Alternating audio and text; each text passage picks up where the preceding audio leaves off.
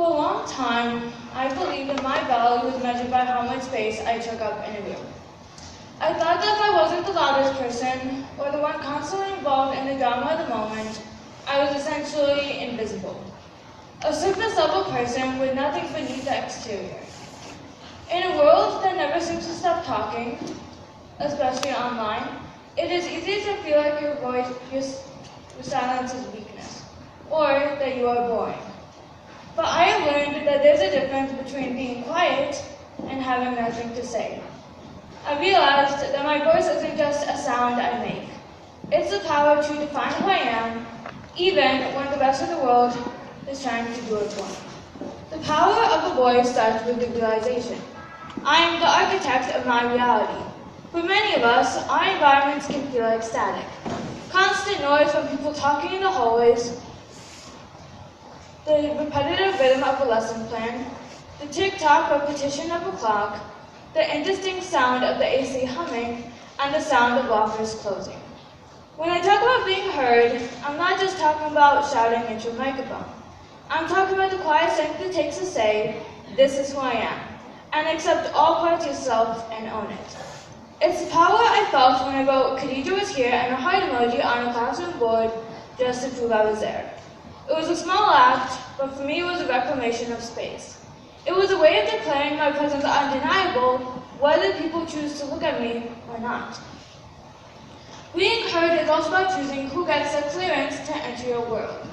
We often feel pressure to share everything with everyone, but true power lies in being reserved in one way or another, meaning holding on to your most precious thoughts until you find the people who actually deserve to hear them.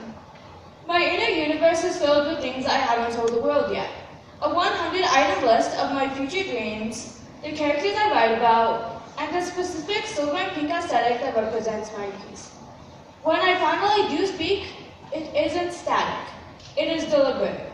It is a bridge I'm building between my private library and the outside world. Sometimes I walk in classrooms and I think to myself, what would it be like to have a good friend group? Does my opinion even matter? And I realized that my opinion does matter, but it's more important that I value myself first. And a good friend group sounds nice, but by being alone, I am protecting my peace. However, the journey to finding that voice isn't always sunny. There are days when the mental weather is heavy. There are moments when our thoughts feel dismissed or rushed, as if they have an expiration date, which they don't. In those moments, one's voice becomes a survival tool.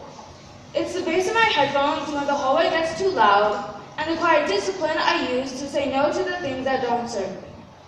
I want everyone to understand that having a voice doesn't require you to be the main character in someone else's story. It requires you to be the architect of your own. Your inner world, the one with the things that make you who you are, and your vast dreams, whatever they may be, is not boring. It is a masterpiece in progress. So keep building, keep refining. Because when you finally decide to speak, people will realize that you weren't just quiet, you were preparing to shatter the silence that kept ideas and thoughts inside for far too long.